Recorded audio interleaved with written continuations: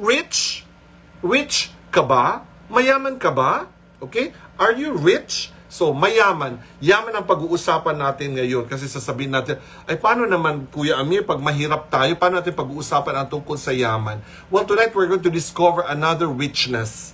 At ngayong gabi gusto nating talakayin ang topic na ito na bukas ang ating isip, ating puso, at bukas ang ating mga sarili, i-absorb ang mga bagong pag-aaral at bagong katuruan ng Panginoon. Okay, so let's prepare ourselves. Okay, let's prepare ourselves and we will journey again tonight. Kasama natin ang Panginoon sa gabay ng Santong Espiritu sa ating pag-aaral ng pamagat ay rich. Rich ka ba? Mayaman ka ba? So saan ka mayaman? Gaano ka kayaman? Saan ka mayaman? Yan ang mga importanteng mga tanong. Mayaman ka ba? Maraming nagsasabi, yes, I'm rich. Kasi mayaman ako sa aking relasyon sa Panginoon. Mayaman ako kasi maganda ang bahay ko, marami akong pera. Mayaman ako. Anong klaseng yaman ba ang pwede natin identify with us? Okay, so kailangan natin maunawaan kasi many people are so blinded with the idea of being rich. Maraming nagpapanggap, maraming taong gustong gumawa ng bagay para lang magmukhang mayaman. Para lang talaga mukhang mayaman. Hindi na makakain ng breakfast, lunch, or dinner. Basta sa pag lumabas sila, mukha silang mayaman. Maraming tao na tinitiis nila ang kanilang mga kakainin, tinitiis nila ang kanilang mga pangailangang physical just to look rich. Kaya makita natin may mga word na lumalabas na social climber, merong mga tinatawag na katkatera, merong talagang mga taong mahilig magpanggap na mayaman because, I don't know, there is this idea na pag rich ka, in ka, pag rich ka, tanggap ka, pag rich ka, okay ka, pag rich ka, you are welcome ng maraming tao. Ano ba talaga yung rich na dapat nating pahalagaan? Mayaman ka ba, kapatid? Mayaman ba ako, kapatid? Saan tayo mayaman? At gaano tayo kayaman? Yan ang dapat talakayin natin ngayong gabi at paghandaan natin ang topic na ito. This is very beautiful because many people thought that richness is something that you can hold with your hands. Some people think that richness is something that you can acquire. Some people think that richness is something that you can touch, something that you can see. So, pag sabihin natin, alam mo, mayaman ako, ang ganda ng bahay namin, ang laki ng lupain namin, ang dami kong pera sa bangko, bakit pag namamatay ka, naiiwan mo yung bahay, naiiwan mo yung pera, naiiwan mo yung mga ari-arian mo, so mahirap ka pa rin because you cannot bring anything. So, dapat ang richness natin, nadadala natin yung yaman na yan. Nabibit-bit natin ang yaman na yan. Hindi pwedeng tawagin kang mayaman at ang yaman mo pwedeng maiwan.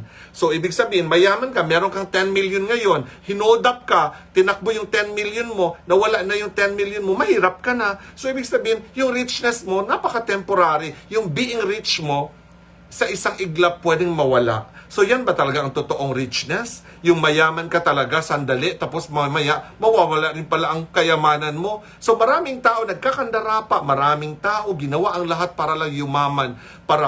May iba na nang-hold up, may iba nagnanakaw, may iba nanggagancho, may iba nangungupit. Basta yumaman lang. Ang feeling nila, being rich is one beautiful thing. Walang masama sa magiging rich, mga kapatid. But ilagay natin sa lugar. Kasi ang richness natin, dapat hindi nananakaw, hindi nahihiram, hindi na i-snatch from us. Isang napakaliwanag na kayamanan. Dapat kung mayaman ka daw, kasi, di ba, a while ago I said, pag mayaman ka, ang ganda-ganda ng bahay mo, ang ganda-ganda ng kotse mo, ang ganda-ganda ng trabaho mo, ang ganda-ganda ng katayuan mo, anything you want to buy, you can buy. Shopping ka ng shopping, okay. So, lahat na nagagawa mo kasi mayaman ka. Pero ang malaking tanong, gaano ka kayaman?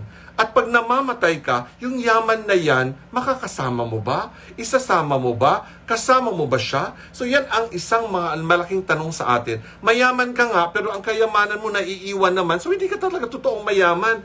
Isang ilusyon, isang fantasya lang, isang fantasy lang ang maniwalang mayaman ka, ang totoo pala, wala. Because why? You cannot bring anything when you die. The true wealthy, the true rich is yung nadadala niya ang kanyang kayamanan. At yan ang tatalakayin natin ngayong gabi. Mayaman ka ba? Saan ka mayaman? Gaano ka kayaman? At ano ang iyong kayamanan? Yan ang ating tutuklasin ngayong gabi. So, where your treasure is will tell kung gaano ka ka-rich. Okay? Matthew chapter 6 verse 19. Mateo 6:19. Okay? Pwede natin i-post dyan. Nandyan si Sis Marie, nandyan si Nikki, nandyan si Alwin Saladan, mga expert talaga sa pagpo-post ng mga verses. Okay? Matthew chapter 6 verse 19. Sabi ng Matthew chapter 6 verse 19, okay? Don't store up treasures on earth. Moths and rust can destroy them, and thieves can break in and steal. Okay? Huwag daw tayong mag-impok ng kayamanan dito sa lupa. Kasi ang mga insekto pwedeng kainin at ngat-ngatin ang mga kayamanan natin. At kung bakal man yan o anong bagay man yan, kakalawangin lang yan siya, masisira lang yan siya, at mawawasak. Lahat naman ng kayamanan na nandito sa lupa, na kinakalawang at pwedeng nakawin, pwede siyang i-steal and pwede mag-break in at kukunin sa atin ang mga bagay na yan. Thank you very much, Sister Marie. Ayan, NIV kay Sister Marie. Sabi dito, I hope we can have Tagalog. Sabi dito, Matthew chapter 6 verse 19. Okay, babasahin natin. Sabi dito, do not gather together for yourself riches of this earth. They will be eaten by bugs and become rusted. Men can break in and steal them. Ang ganda ng version ng NIV rin, no? Pero sabi dito, don't store up treasures on earth. Wag daw tayong mag-impok ng kayamanan dito sa lupa. At ang nagsalita po nito, ang Panginoong Hesukristo. Jesus speaking. Jesus is speaking. Huwag kayong mag-impok ng anumang ari-arian dito sa lupa. Dahil ang mga insekto at kalawang, sisirain lamang sila. At ang mga magnanakaw ay pwedeng pumasok at nakawin ang inyong kayamanan. So nakita natin, very clear, very, very clear. Okay? Nandito sa English din kay Nolly. Okay? Nakita natin, very clear. Huwag daw tayong mag-impok ng kayamanan dito sa lupa. Dahil ang mga insekto at mga kalawang, sisirain lang ito. At ang mga magnanakaw, papasok sa mga ari-arian natin at pwede lang nakawin ito. Mga kapatid, very clear. Ayan, may Tagalog na si Sister Marie. Thank you, Sister Marie. Sabi dito, huwag kayong mag-impok para sa inyong mga sarili ng mga kayamanan dito sa lupa, kung saan ang bukbok at kalawang ay sumisira at kung saan ang mga magnanakaw ay nakapanloob at nakapagnanakaw. So very clear. Thank you, Sister Marie. Very clear po yung Tagalog na huwag tayong mag-ipon ng kayamanan para rito sa mundong ito dahil dito ay mga insekto at kalawang lang ang sisira sa kanila at ang mga magnanakaw ay papasok at nanakawin ito sa atin. If we're going to read this teaching, the popular teaching of this, ang pinaka-popular na teaching at reading at interpretation, ang popular teaching, reading, and interpretation of this verse is ganito: huwag kang mag-alahas. Huwag ka daw magsuot ng mga alahas. Yet, ito yung interpretation, ha? Listen carefully. Sabi nila, if you're going to read the verse, Matthew chapter 6, verse 19, don't store up treasures on earth where moths and rust can destroy them and thieves can break in and steal your things. Okay? Ang popular teaching, reading, and interpretation of this verse, pagbabasahin natin sa normal at usual na 99% reading nito, usually, ang ibig sabihin, huwag ka nang mag-alahas, huwag ka nang bumili ng bahay, huwag ka nang tumira sa magandang bahay, huwag ka nang bumili ng kotse, huwag ka nang gumastos sa mga mamahaling gamit at mga gagamitin mo sa i-donate mo na lang lahat sa church. Yan po ang quick 99% interpretation, reading, teaching na madalas ginagamit sa lahat ng churches pag itong verse na gagamitin. Listen carefully. Ito po ang popular teaching, reading, interpretation of this verse. Pag sinabing, do not store up treasures on earth, is kaagad-agad ang sasabihin, huwag kang mag-alahas, huwag ka nang bumili ng bahay, huwag ka nang gumastos para sa bagong kotse, i-donate mo na lahat ng pera mo sa church para mapalapit ka sa Diyos. Ibigay mo lahat sa charity, ang yaman mo, para i-deposit mo na yan ang mga deposito mo sa langit. Yan ang quick reading, teaching, at interpretation ng verse na ito pag marinig natin. But tonight, we're going to have a different view. Ngayong gabi, sisilipin natin ang verse na ito in a different way. Okay? We will sisilipin natin ang verse na ito in a different way. So sabi dito, pag sinabing wag ka daw mag-ipon ng treasure mo dito sa lupa, kung saan ay ang mga bukbok at mga insekto ngangat-ngatin lang to at ang mga kalawang isisirain lang ito. So nakita natin dito, bagong interpretation ang ating sisilipin ngayong gabi. So okay. Ready? So, ibig sabihin, lahat ng kayamanan mo, doon mo i-deposit sa langit. Doon ka mag-deposit sa church, magbigay ka, magtumulong ka, magkawanggawa ka. Kasi ito yung pamamaraan natin daw na para makapag-impok tayo sa langit. Tingnan daw natin kung ito ba talaga ang dapat interpretation na dapat nating pag-aaralan. Kasi this is the popular teaching, reading, and interpretation of this verse, na wag ka nang bumili ng jewelries, do not invest on beautiful houses, do not buy beautiful cars, i-donate mo na lang sa church. By doing so, ibigay mo lahat sa charity, ang yaman mo para ka nang nag-deposit sa langit. Pag mayaman ka sa langit, tanggap ka ng Diyos. Okay? Huwag ka na mag-impok dito ng kayamanan dito sa lupa. That is the 99% of the reading, mostly, ng maraming churches pagbasahin ang verse na ito. Kasi sabi dito, huwag kang mag-impok. Don't store up treasures on earth where moths and rust can destroy them and thieves can break in and steal all of them. Okay? So, but if you read these verses from the lens of the kingdom of God according to Jesus, we want to be very clear with this. Sisilipin natin siya in a new lens.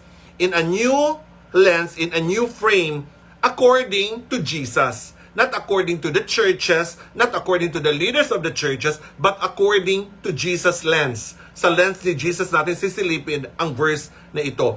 Ano bang ibig sabihin?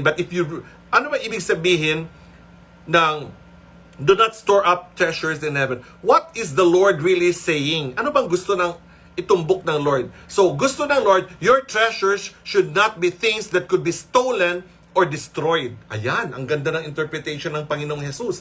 Sabi niya, ang interpretation na tinutumbok niya dito, dapat daw, your treasures should not be things that could be stolen or destroyed. So, ibig sabihin, pag mayaman ka, maganda ang bahay mo, maganda ang kotse mo, marami kang pera sa bangko, shopping ka ng shopping, hindi pala ito ang basis ng yaman. Ito pala ay yaman lang, skin deep lang, wala siyang substance. Mayaman ka lang sa tingin ng ibang tao, mayaman lang sa tingin ng kapitbahay mo, mayaman lang sa tingin ng mga friends mo. Ang tanong, sa mata ng Diyos, mayaman ka ba talaga? Kasi ang totoong kayamanan, pag mayaman ka kapatid, ang totoong mayaman hanggang kamatayan, bit-bit niya ang kanyang kayamanan. Yan ang totoong mayaman. So kung mamamatay tayo, maiwan din natin ang maganda nating bahay, maganda nating kotse, maiwan din natin ang mga marami nating pera sa bangko, hindi ka naman talaga totoong mayaman. Ilusyon lang natin yun. At tinutumbok ng Lord dito, if you are truly rich, your treasure should not be things that could be stolen or destroyed. They are outside of you. Your treasure should not be outside of you because if they are outside, pwede itong manakaw o mabulok. So, ibig sabihin, our treasure should not be away from us. Our treasure should not be material things that we can touch, we can see, we can keep. These are not the treasures that Jesus was talking. Okay? Unti-unti natin himahimayin. So, oo nga naman, tama naman ang Panginoong Jesus. Kung sasabihin ko, ang yaman mo, ang ganda ng car mo. So, nung namatay ka, naiwan mo yung car. Or kung nakarnap yung car mo, nawalan ka ng car. So, naging poor ka ulit kasi ninakaw yung car mo. Or namatay ka, naiwan mo yung car mo kasi pumanaw ka na. So, nakita natin, hindi ka talaga totoong rich. Kasi ang totoong rich, dapat ang kanyang kayamanan, kailanman hindi mauusig, hindi mananakaw, hindi mayayanig. Yan ang totoong mayaman. Yung kayamanan niya, kailanman ay hindi mananakaw.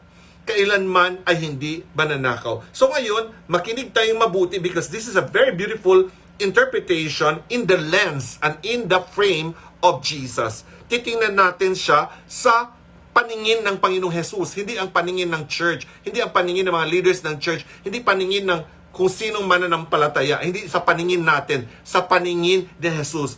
We will use the lens of Jesus. At sabi niya dito, your treasure should not be things that could be stolen or destroyed. So ano-anong mga ari-arian natin na pwedeng nakawin? Ang bahay pwedeng manakaw, Nakita natin, ang bahay pwedeng manakaw, ang pera pwedeng manakaw, ang boyfriend nga nananakaw na ngayon, ang girlfriend nga nananakaw na ngayon, ang asawa nga na meron ng holy matrimony, nananakaw pa rin ng iba yung asawa, yung husband mo pwede pang nakawin ng iba. So nakita natin, ang daming magnanakaw. Kaya sabi ng Lord, ang treasure mo dapat hindi nananakaw. So anong treasure yon? Dapat, it should not be outside you. It should not be away from you. Your treasure must be within you.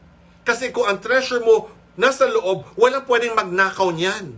Walang pwedeng magnakaw niyan. Dapat ang treasure mo nasa loob, wala siya sa labas. They are outside of you. So our treasure should not be outside of us, because if they are outside of us, pwede siyang manakaw, pwede siyang mabulok, pwede siyang masira, pwede siyang hiramin, pwede siyang sirain ng ibang tao. So don't get attached to things or treasure on earth that are outside of us. Yung mga hiwalay sa ating mga kayamanan, hindi naman talaga sila kayamanan. Ang tawag ng mga bagay sa tabi-tabi natin at mga nai-enjoy lang natin for a while, ang tawag dyan, ari-arian. Ari-arian. Bahay, pera, kotse, asawa. Kunwari, ari-arian natin, parang bahay-bahayan. Pagmamay-ari natin sila temporarily, pina-enjoy lang tayo for a while with that, but actually, it's not really ours. It's just borrowed. You cannot say that your husband is yours. You cannot say that your boyfriend is yours. You cannot say that your house is yours. Kasi kung sa'yo talaga ang bahay na yan, dapat hindi siya mapapawalay sa'yo kahit anong lindol, anong bagyo, anong mangyari, hindi mapapawalay sa'yo ang bahay na yan kasi sa'yo yung bahay na yan. Bakit kung mamatay ka, naipasa siya sa mga kamag-anak mo yung bahay, naipasa sa mga kapatid mo yung bahay, naipasa yung mga lupain mo sa ibang tao. So, ibig sabihin, hindi siya pagmamay-ari mo kasi naipapasa siya sa iba. Clear, mga kapatid? So, in the lens and in the frame of Jesus, it is a different thing. Don't get attached to things or treasure on earth that are outside of you. Your treasure should be in heaven. Okay? So do not store up treasures on earth. Okay? So our treasure should be in heaven. So sabi, Kuya Amir, parang ang hirap naman ng lesson natin. Paano maging ang treasures natin? Sabi dito, ang treasures natin should be in heaven. Should be in heaven. Our treasure should be in heaven. Paano naman ako pupunta sa heaven para ilagay ang treasure ko doon? Paano naman magkaroon ng treasure ako sa heaven? Anong paraan ang pagkakaroon ko ng treasure sa heaven? Mga kapatid, lahat ng ari-arian meron tayo. Lahat that you can enjoy physically, that your hands can touch, that your eyes can see, that you can enjoy physically, all of these things are subject to decay. All of these things are subject to vanish. Everything that we can enjoy physically, we can enjoy, we can touch, we can consume and physically enjoy, they are all subject to vanish in thin air. So, nakita natin mga kapatid, our real treasure should be in heaven. Paano naman nangyayari yon? So, paano maging treasure? Paano ang treasure mapunta sa heaven? Our treasure should be in heaven. Our treasures must be in heaven. Paano mangyayari yon? So, what is our treasure in heaven? What is the kingdom of heaven? Ano bang pagkaalam natin ng kingdom of heaven? So, ang mga iniisip natin, langit, yung pupuntahan nating langit, yun yung heaven. Yun yung heaven. Ang pupuntahan na hell, yun yung impyerno. Yung destination na heaven at destination na hell, that's another different thing. Buhay ka pa, buhay pa ako. Ba't natin pag-uusapan yung langit at impyerno? 'Di ba? Yung physical na impyerno at physical na heaven, mamaya natin pag-uusapan yan kasi later na pag mamamatay tayo, makikita na natin yung physical heaven. Ito palang heaven, ang ganda. Ito palang hell, kadiri ng hell, nakakatakot ng hell. So, mamaya na natin pag-uusapan yung heaven na physical or physical na hell. Ang pag-uusapan natin dito, kingdom of heaven. What is the kingdom of heaven? Ano ba talaga ang kingdom of heaven? Yan ang dapat pag-usapan natin. Kasi ang treasure daw natin dapat ay nasa heaven. So kung ang treasure natin ay dapat nasa heaven, dapat nasa kingdom of heaven siya. Okay? The kingdom of heaven, mga kapatid, if you are going to go back to the Lord's Prayer, pakinggan nyo mabuti. Our Father who art in heaven, holy be thy name. Thy kingdom come. Pakinggan nyo sa dasal. This is the pattern prayer of Jesus. Sabi niya, Our Father who art in heaven, our Father who is in heaven, holy be your name. Your kingdom come. So ibig sabihin, our Father is in heaven. Holy is His name. His kingdom will come. Okay? Ang kaharian daw niya ay papasok sa atin. So kung paano papasok ang kingdom sa atin, yan ang pag-uusapan natin ngayon. What is the kingdom of heaven? Mga kapatid, the real, sabi, our treasures must be in heaven. So our treasures must be the kingdom of heaven. Dapat ang treasure daw natin must be the kingdom of heaven. Paano nangyayari yon? So what is the kingdom of heaven? The kingdom of heaven, mga kapatid, is our mind. The kingdom of heaven is our heart. The kingdom of heaven is our soul. That is the three important areas na kailangan manatili dyan ang ating kayamanan. The kingdom of heaven should be in our mind. The kingdom of heaven should be in our heart. The kingdom of heaven should be in our soul. Kaya nga sinabi ng Lord, Matthew 22:37, love the Lord your God with all your heart, with all your soul, and with all your mind. So ibig sabihin, ito lang dapat ang ating pahalagaan, ang ating utak, ang ating puso, at ang ating kaluluwa. Kasi yan lang ang pwede nating bitbitin pag mamamatay tayo, at yan lang ang pwede nating iharap sa Diyos pag mamamatay tayo. Ang ating utak, ang ating puso, at ang ating kaluluwa. Hindi ang ating katawan. Kaya kung magpatadtad ka ng botok sa mukha mo, magpagawa ka ng cheekbone, magpabata ka ng mukha, magpagawa ka ng boobs, magpagawa ka ng balakang, okay lang, walang problema, wala kang kasalanan, pero hindi yan ang priority. Kasi ang kaharian na yan, ang kaharian ng Diyos, it's not about the richness that we're talking here, it's not about a physical richness. We are talking about the kingdom of heaven. So the kingdom of heaven is in your mind, is in your heart, is in your soul. The kingdom of heaven is in your mind, is in your heart, and in your soul. Paano nangyari yon? Kasi nung tinanggap mo si Jesus bilang Diyos at tagapagligtas mo, you receive the King. When you receive the King, of course, the King reside in you. Si Jesus ang hari at si Jesus inimbitahan mo sa puso mo. So ibig sabihin, tinimbita mo na si Jesus sa buhay mo, sasama sa Kanya. Pagtanggapin mo si Jesus, sasama sa Kanya ang Kanyang kaharian. Kaya nagkakaroon tayo ng kaharian ng Diyos sa ating isip, kaharian ng Diyos sa ating puso, kaharian ng Diyos sa ating kaluluwa. Kaya nga, sa Matthew 22:37, sabi, love the Lord your God with all your heart, with all your soul, with all your mind. We can only please God in the way we think, in the way our heart beats, and the way our soul lives. Kung paano mamuhay ang kaluluwa mo, paano ka mag-isip, paano ang puso mo mag-function, doon natin malalaman kung totoo ang kaharian ng Diyos ay nasa sayo. Mga kapatid, the opposite of this, if the kingdom of God, the kingdom of heaven is not in your mind, and the kingdom of heaven is not in your heart, and the kingdom of heaven is not in your soul, whose kingdom is in your mind? Whose kingdom is in your heart? Whose kingdom is in your soul? Kaya nga mga kapatid, ang isang tao na pinaghaharian na ng kaharian ng langit sa isip, sa puso niya at kaluluwa niya, nagbabago siya. He become a new person. He become a different person. At yan ang pag-uusapan natin. What is the kingdom of heaven? Your mind, your heart, your soul. Your treasures should be inside you. Should not be outside you. Because if your treasure is outside you, it can be stolen, it can be borrowed, it can be destroyed, it can be wrecked. Pwede siyang sirain, pwede siyang durugin. Kasi nasa labas mo. Dapat daw ang kayamanan natin ay nasa loob natin. Nasa isip natin, nasa puso natin, nasa kaluluwa natin. Our treasure should be inside us. It should not be in keeping things but in releasing them and being free from them. Our treasure should be spiritual or godly thoughts and beliefs that bring hope, optimism, peace, love, joy, and that no person could steal and no element could spoil it. Dapat maliwanag sa atin mga kapatid. Dapat ang ating kayamanan, hindi siya pwedeng nakawin, hindi siya pwedeng hiramin, hindi siya pwedeng durugin, wasakin. Walang element that could spoil it. There is no person in this world can steal it. Because the kingdom of heaven is in our mind, in our heart, and in our soul. At pakinggan nyo mabuti mga kapatid. In our mind, in our heart, in our soul. So, pag tinanggap mo si Jesus bilang Diyos mo at tagapagligtas, ang kaharian ng Diyos ay nasa isip mo na. Ang kaharian ng Diyos ay nasa puso mo na. Ang kaharian ng Diyos ay nasa kaluluwa mo na. Kaya nga, bumait ka na. Pag mag-isip ka, ay sisiraan mo yung kapwa mo, nandyan ang kaharian ng Diyos sa isip mo.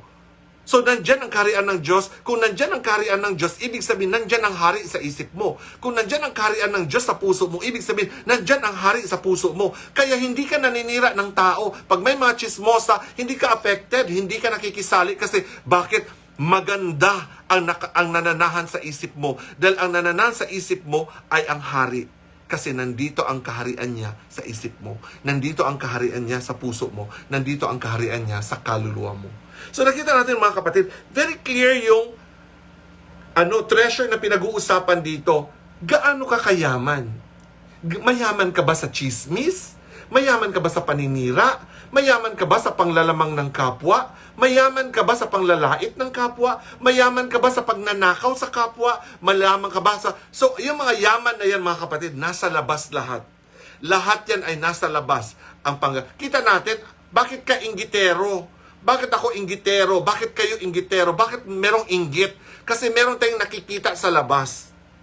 Mainggit ka sa sapatos niya, mainggit ka sa bahay niya, mainggit ka sa kotse niya, mainggit ka sa dami ng gamit niya. Kasi ang nakikita mo, yung kayamanang mabubulok, yung kayamanang mawawala. Dapat ang tinitingnan natin, yung kayamanang hindi nananakaw. Katulad ng isang magandang puso, isang magandang isip, at isang magandang kaluluwa. Tandaan natin mga kapatid, at the end of the day, you should bring your richness with you when you die. Hindi pwede ang kayamanan mo, iiwanan mo. Dapat ang yaman natin ay bibit-bitin natin pag tayo ay mamamatay. Isang mayaman na isip, isang mayaman na puso, at isang mayaman na kaluluwa. Dahil ang iyong isip ay pinaghaharian ng Diyos. Ang puso mo ay pinaghaharian ng Diyos. Ang kaluluwa mo ay pagmamay-ari na ng Diyos. That is the real wealth that we should talk about.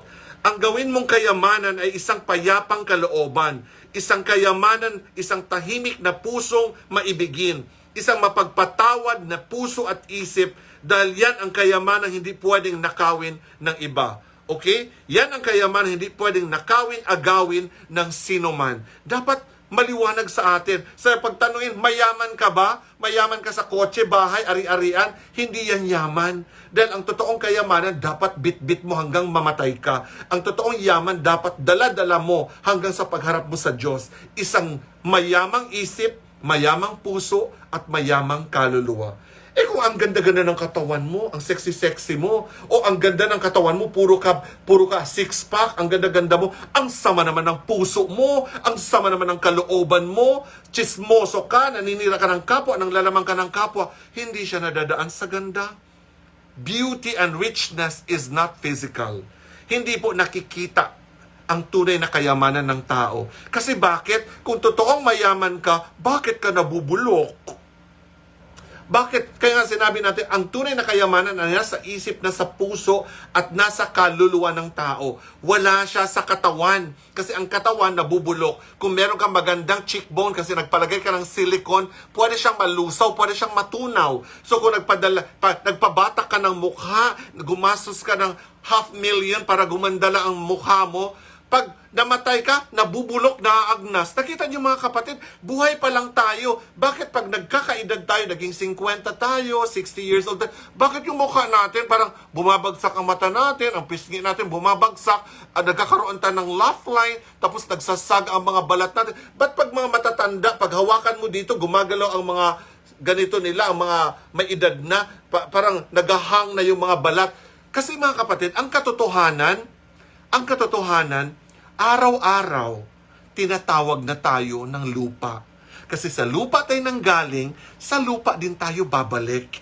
Bakit pa masyadong mahalaga yung katawang yan? Lahat na lang binibigay natin sa katawang yan, na alam naman natin ang katawang yan mabubulok. Alam naman natin kahit anong ganda ng glasses mo, kahit anong ganda ng relo mo, anong ganda ng singsing mo, ang ganda ng bahay mo, kotse mo, alahas mo, ang ganda-ganda ng mga damit mo, Louis Vuitton, branded ang mga mabubulok din sila lahat. So ibig sabihin, hindi sila tunay na kayamanan. Then ang tunay na kayamanan, yung hindi pwedeng nakawin, hindi pwedeng mabulok, hindi pwedeng ngat-ngatin ng mga insekto, at hindi pwedeng mawala, at hindi pwedeng mapalayo sa iyo. Dahil ang tunay na kayamanan ay isang payapang isip, isang payapang puso, at isang kaluluwang nakasuko na kay Jesucristo. When you surrender your soul to Jesus, you are already very, very rich, mga kapatid. So naunawaan natin very clearly, gathering up for treasures in heaven means let godly way of thinking be your wealth. So kung gusto mo talaga maglikom ng maraming kayamanan, gusto mo talaga i-gather lahat ng mga magagandang kayamanang makalangit, it will only mean godly way of thinking be your wealth. Ang isang puno ng kaharian ng Diyos ang kanyang isip, puno ng kaharian ng Diyos ang kanyang puso. Kasi kinabi sa prayer, thy kingdom come. So, ibig sabihin, bumaba. Hindi mo na kailangang pangarapin pumunta sa heaven. Hindi mo na kailangang pangarapin pumunta sa hell. Hindi mo na kailangang pangarapin na one day, Lord, pupunta ako sa heaven. Lord, gagawa ako ng paraan na mapunta ako sa langit. Gagawa ako paraan na hindi ako mapunta sa impyerno. Wala ka nang gagawin. Dahil dito pa lang sa lupa, mga kapatid, pwede mo nang i-enjoy ang kayamanan ng langit sa pamamagitan ng pagkakaroon ng kaharian ng Diyos sa isip mo, kaharian ng Diyos sa puso mo, at kaharian ng Diyos sa buhay mo.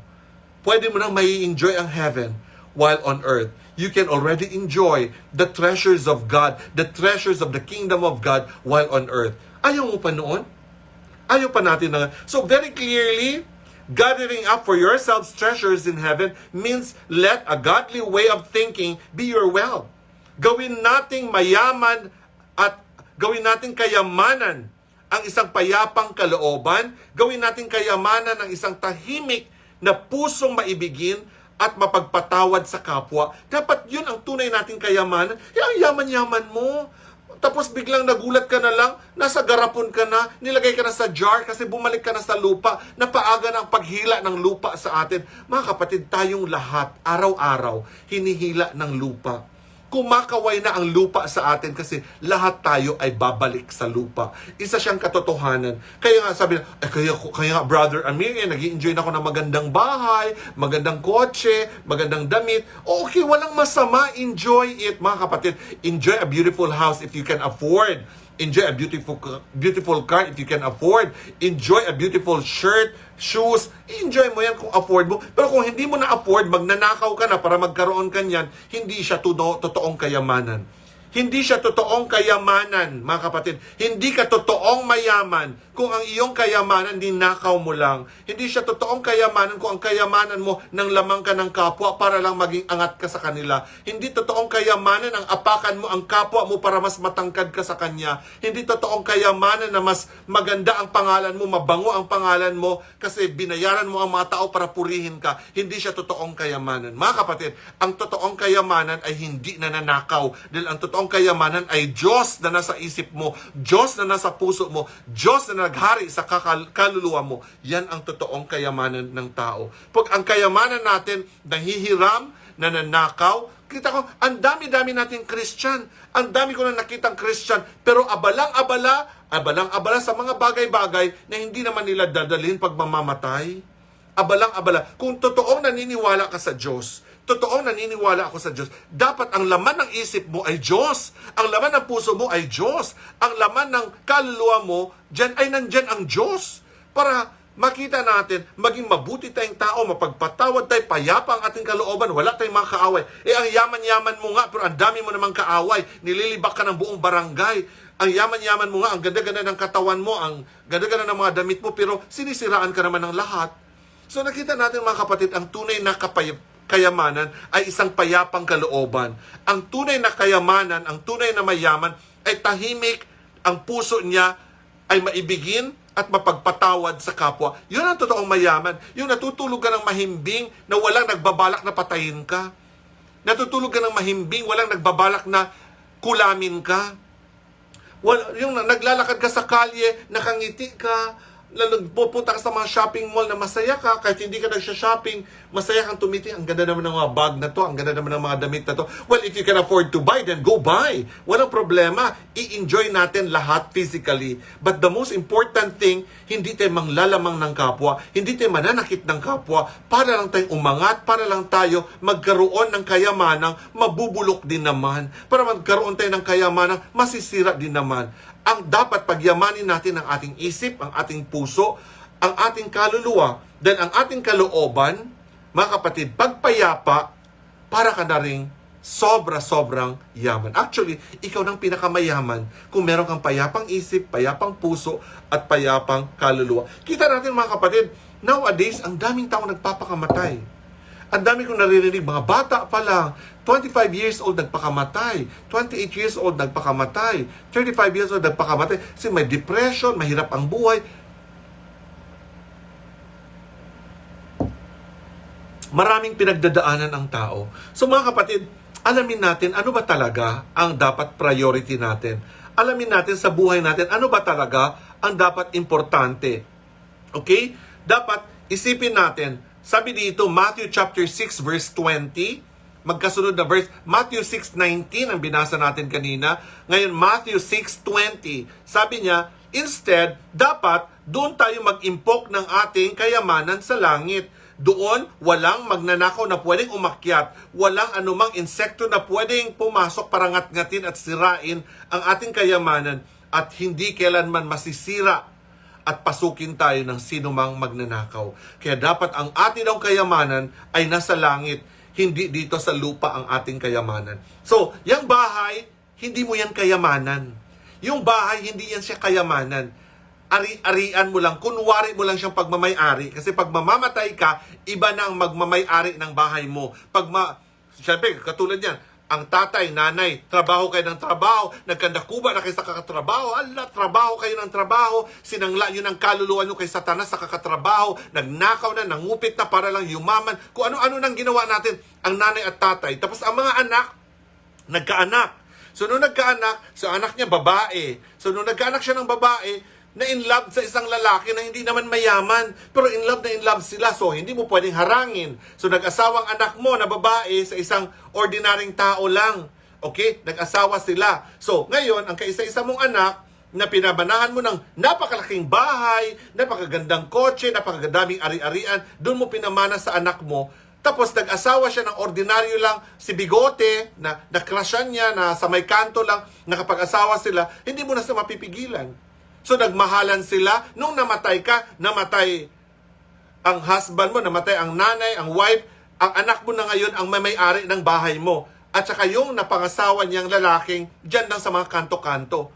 So ikaw nagkandakuba ka para ipatayo ang bahay, nagkandakuba ka, nangupit ka, kung ano-anong ginagawa para mapatayo ang bahay na yan. Tapos yung anak mong babae, nag-asawa lang ng kung sino-sino diyang lalaki sa kanto. Tapos nung namatay kayong mag-asawa, minana ng anak niyo yung bahay, yung tambay dyan sa kanto na husband ng anak mong babae, ang magmamana sa pinaghirapan mo at nagkandakuba-kuba ka, marami kang taong inaway, marami kang taong inapakan, marami kang taong nilait, tapos napunta lang kay Bigote ang ari-arian nyo. Kaya ang sabi, huwag kayong mag-ipon ng kayamanan para sa inyong rito sa mundo, dahil dito ay may mga insektong at ngangat-ngatin at kakalawangin lang lahat. So dapat i-enjoy talaga natin ang ating kayamanan sa langit. So, what is your treasure? A car that can be stolen? A peaceful mind that says, whether I have a car, o nakita natin, ano ba talaga ang kayamanan natin? A car that can be stolen? A house that can be taken from you? A jewelry that can be taken anytime? Ano ba talaga ang kayamanan? Mga kapatid, ang peaceful na mind, ang peaceful na puso, ay totoong kayamanan. Whether I have a car or don't have a car, I am happy. Kasi bakit? Ang totoong kayamanan, mga kapatid, ang isang taong ang kanyang kayamanan ay Diyos lamang. Ang kanyang kayamanan ay ang Diyos lamang na naghahari sa isip niya at naghahari sa puso niya. That is our original and true wealth. Mga kapatid, yan ang tunay na kayamanan. Payamanin mo ang iyong kalooban, ang iyong isip, ang iyong puso. Kung binibigyan ka rin ng Panginoon ng kayamanan sa labas, edi mabuti, masagana, maganda. Pero kung ang mga ito ay mananakaw, wala rin kwenta, mga kapatid. Kung lahat ng kayamanan natin ay pwedeng nakawin, pwede rin agawin sa atin, wala rin kwentang kayamanan yan. Kaya mga kapatid, very clearly, anong sabi ng Bible? Mag-invest tayo ng kayamanan sa langit. At ang kayamanan na yan ay bumaba na sa pamamagitan ng Panginoong Hesukristo. When you receive Jesus Christ as your Lord and personal Savior, the kingdom of God comes. Kaya sinabi, Our Father, who art in heaven, holy be your name. Your kingdom come. So, ibig sabihin, ang kingdom niya ay bumaba sa atin. Huwag niyo munang isipin yung langit, impyerno na pupunta natin. Ang isipin natin, ang kanyang kaharian ay bumaba sa atin. So, ibig sabihin, ang kayamanan natin, mga kapatid, ay bumaba sa atin. Sa pamamagitan ng pagtanggap mo kay Jesus, bumaba yung kaharian ng Diyos sa atin. Bumaba siya sa isip mo, bumaba siya sa puso mo, naghari siya ngayon sa kaluluwa mo. Thy kingdom come when you have the King. So if you don't have the King in your life, you don't have the kingdom. Ang iisipin mo, bahay, lupa, ari-arian, pagkain, damit, bag, sapatos, yan yung ari-arian mo. Yan yung kayamanan mo. But if you have Jesus in your life, you will think of what? Of the kingdom of God in your mind, the kingdom of God in your heart, the kingdom of God in your soul. Yan ang totoong kayamanan. So makita natin, payamanin mo ang iyong kalooban, ang iyong puso, ang iyong kaluluwa. Kung bibigyan ka rin ng Panginoon ng kayamanan sa labas, edi masaya, pero kung ang mga ito ay nananakaw, useless lang siya. Dapat hindi nabubulok, hindi nananakaw, at hindi kailanman mawawala sa atin ang tunay nating kayamanan. At yan ang relasyon natin sa Panginoon. Dapat clear po sa atin. Lahat ng lahat na meron tayo physically, hiram lang sila. Ari-arian lang sila. Hindi natin totoong pagmamay-ari sila. Dahil wala pa ako nakikitang tao na nilibing sa sementeryo na may kasamang sofa. Meron na kayo nakitang nilibing na namatay na may kasamang sofa? Meron ba kayo nakitang nilibing na kasama ang kotse nila nilibing? Meron akong narinig ng mga mayaman na may-ari ng mga napakalaking mall. Meron silang bangko. Meron silang barko. Ang yaman-yaman nila. Nung namatay, kahit isang ATM nga, hindi siya nakapagdala. Kasi wala naman talang madadala pag namamatay. Ang ating madadala, ang ating kayamanan sa isip, ang ating kayamanan sa puso, at ang ating kayamanan sa kaluluwa. Mabuti ka bang tao? Maibigin ka bang tao? Okay? Matulungin ka bang tao? Yan ang mga tunay nating kayamanan. Yung Diyos na nananahan sa ating isip, yung Diyos na nananahan sa ating puso, at ang Diyos na naghari sa ating kaluluwa. So mga kapatid, very clearly, are you really rich? Mayaman ka ba talaga? So kung ang kayamanan mo nabubulok lang, hindi ka talagang mayaman. Kasi pag nabubulok yan, nawawala yan, iiyak-iyak ka lang. Kung mawawala yan, iiyak ka rin niya. So, subukan natin. Look, kung iiyak ka at mawawala din ng isang pares ng hikaw mo, useless din siya, hindi rin siya kayamanan. Pag ang mga bagay nawawala sa atin at iiyak-iyakan natin, hindi siya totoong kayamanan. Kasi mga kapatid, ang totoong kayamanan, hindi mo siya iiyakan. Kasi bakit? Hindi siya hihiwalay sa iyo. Ang totoong kayamanan, hindi kailanman mahihiwalay sa puso mo, mahihiwalay sa isip mo, hindi mahihiwalay sa kaluluwa mo. Yun yung kabuuhan ng Diyos sa isip natin, sa puso natin, at sa kaluluwa natin. At the end of the day, mga kapatid, everything will be left behind. Lahat iiwan mo lahat ng ipinundar mo. Lahat ng binili mong sapatos, iwanan mo. Lahat ng binili mong bag, iiwanan mo. Lahat ng bahay na ipinundar mo, iiwanan mo. Lahat ng kotse mo, wala tayong madadala pag mamamatay tayo, maliban sa kayamanan natin at yaman natin sa langit. At ang yaman na yan ay mananatili sa ating isip, mananatili sa ating puso, mananatili sa ating kaluluwa. So, dapat alamin natin ang tunay na kayamanan. Nagkanda kuba-kuba tayo, nagkanda ungas-ungas na tayo, nagkanda payat-payat na tayo sa kakatrabaho, nang lalamang na tayo ng kapwa, nang luloko na tayo ng kapwa, nagnanakaw na tayo sa kapwa, dahil lang sa kaperasong kayamanan na hindi mo naman madadala. So, isang kalokohan at isang katarantaduhan siya, mga kapatid. Isang kalokohan at isang katarantaduhan, you will kill yourself, you will cut your neck, you will hurt yourself just to have that thing. May ibang tao, dahil lang sa sapatos, hindi makakatulog. Ano ba naman yan? Dahil lang sa sapatos, hindi ka makatulog. Hindi ako makatulog, Kuya Amir, kasi hanggang hindi ko mabili ang sapatos na to. Di wag ka na sanang magising para ka hindi mo mabibili ang sapatos. At least wala ka na sa mundong ito. Wala ka ng pagsisisihan. Kasi marami sa atin, ay hindi ako makakatulog kasi siya po ang laman ng isip ko. Siya po ang naghahari sa, yung mahal na mahal ko po siya. Hindi ko kayang matulog pag wala siya. Wala siya kaya, di ba? Nakakatawa tayo. Mga tao, nagpapakamatay tayo sa tao. Mga kapatid, isang malaking kahangalan. Isang malaking kahangalan. One big mockery, mga kapatid. Isang malaking katarantaduhan. Yung iiyakan mo ang gamit na hindi mo naman kailanman madalala pag mamamatay ka.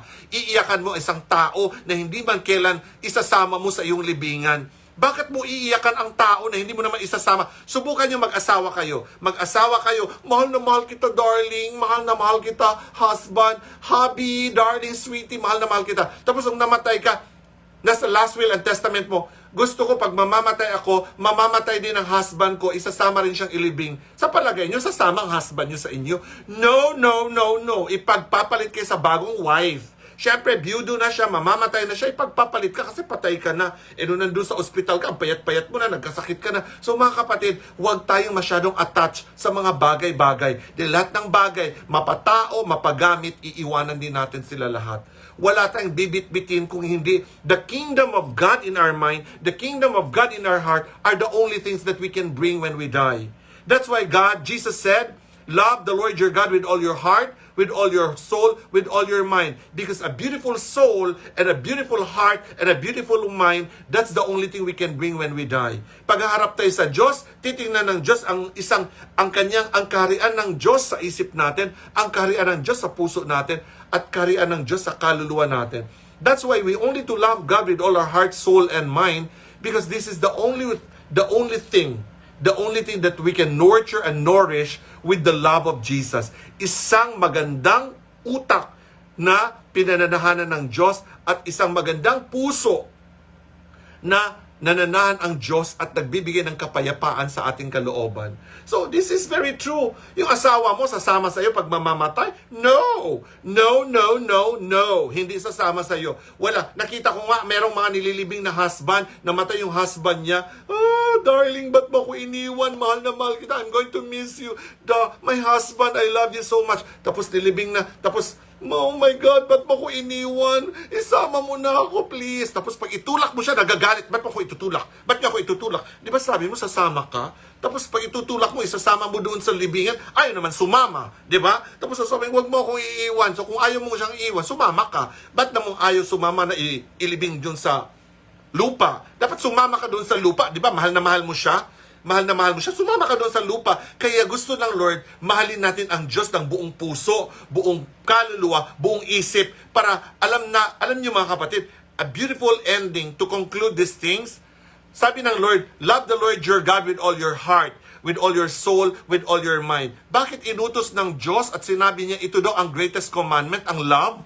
Bakit niya inutos na mahalin natin ang Diyos with all our heart, with all our mind, with all our soul? Because if you're going to love God, and everything around you, lahat ng nasa paligid mo, mawawala. Hindi mawawala ang Diyos sa puso mo. Lahat ng mga laman ng isip mo, mawawala at matitira dyan ang Diyos. Hindi mawawala ang Diyos sa isip mo. Pag ang Diyos nasa kaluluwa mo, ang kaluluwa pagmamayari ng Diyos, hindi mawawala ang Diyos sa kaluluwa mo.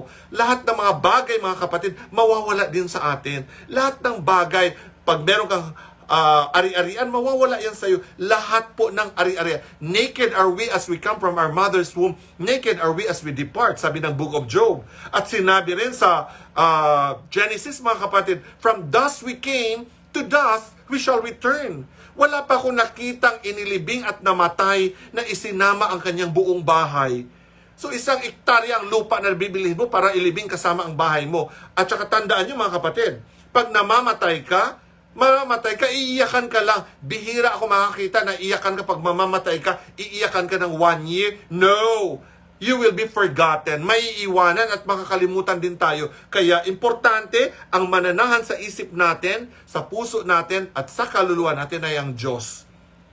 Make your heart the kingdom of God. Make your mind the kingdom of God.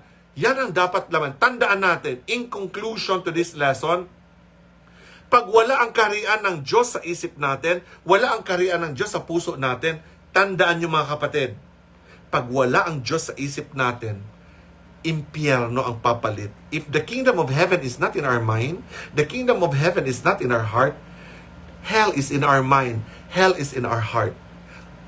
Automatic yan mga kapatid. Pag tanggalin mo ang presensya ng Diyos sa isip mo, papalitan ka agad ng presensya ng demonyo. Pagtatanggalin mo si Jesus sa puso mo, papalitan ka agad yan ng presensya ng diablo. Kaya, don't exaggerate things. Lahat po sa mundong ito, hiram lang. Lahat po ng meron tayo sa mundong ito, pangsamantala lang na pinahiram sa atin. Hindi talaga natin sila tunay na kayamanan. Kaya tinawag siya sa Tagalog. That's why I love Tagalog. I love Tagalog. Sabi sa Tagalog, ari-arian. Yung husband mo, ari-arian mo lang. Kunwari, pagmamay-ari mo, pero hindi mo talaga siya pagmamay-ari. Ari-arian mo, parang bahay-bahayan. Parang kabayo-kabayuan. Upo-upuan. So, hindi siya talaga upuan. Upo-upuan lang. So, hindi talaga siya bahay-bahayan lang. So, lahat ng meron daw ang tao ay ari-arian lang. Kunwari lang natin pagmamay-ari, pero hindi tayo totoong may-ari niyan. Ang totoong may-ari niyan ay ang Diyos. Pinahiram lang tayo, pinaranas lang tayo, pina-enjoy lang tayo. So ang duty mo sa isip, sa puso at kaluluwa mo, be thank you. Be thankful. Be grateful. Salamat, Lord, pinahiram mo ako sa isang magandang partner. Pinahiram ako ng isang magandang girlfriend. Pinahiram ako ng isang magandang husband. Salamat, Lord, na pinahiram ako ng isang magandang wife. Salamat, Lord, na pinahiram ako ng isang magandang bahay. Salamat. Kasi lahat, nung lumabas tayo sa sinapupunan ng nanay natin, wala pang pinanganak at lumabas sa sinapupunan ng nanay niya na may kasamang kotse. May nakita na ba kayong nanganak na may kasamang kotse? May nakita naman kayo ng anak na may kasaming Adidas na sapatos or merong Nike na sapatos na lumabas? Meron bang lumabas sa sinapupunan ng nanay niya na may dala siyang sopa? May dala siyang escalator? May dala siyang elevator? Kaya masyado tayong attach sa mga bagay-bagay na hindi naman nakasama natin pinanganak.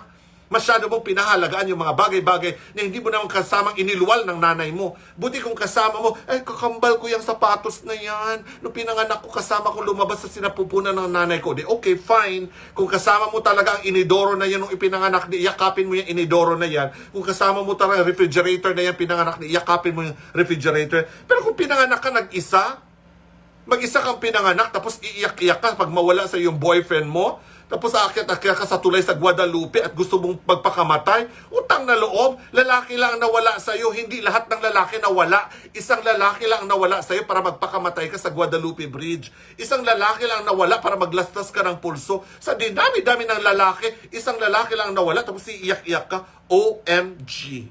Kaya mga kapatid, ang tunay na mayaman, ang kanyang isip ay kaharian ng Diyos. Kaharian ng langit ay nasa kingdom of heaven is in his mind. The kingdom of heaven is in his heart. The kingdom of heaven reigns in his soul.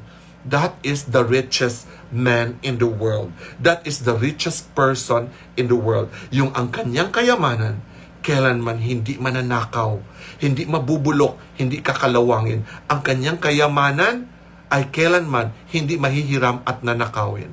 So, Matthew chapter 6 verse 19, ang text natin, don't store up treasures on earth where moths and rats can destroy, and thieves can break in and steal them. So always remember, dapat sabi na niya, our treasure, Matthew chapter 6 verse 20, instead, store up your treasures in heaven where moths, insects, rats cannot destroy them, and thieves cannot break in and steal anything. So nakita natin, ang kaharian ng Diyos ay ang ating puso. Ang kaharian ng Diyos ay ating isip. Ang kaharian ng Diyos ay ang ating kaluluwa. Diyan siya dapat manahan. Kasi bakit? Pag diyan ang Diyos manahan sa isip natin, sa puso natin, sa kaluluwa, hindi kailanman siya mananakaw. Do not allow the devil to steal God in your heart. Do not allow the devil to steal Jesus in your mind. Because when you have Jesus in your mind, you have Jesus in your heart, you are the richest man in the world.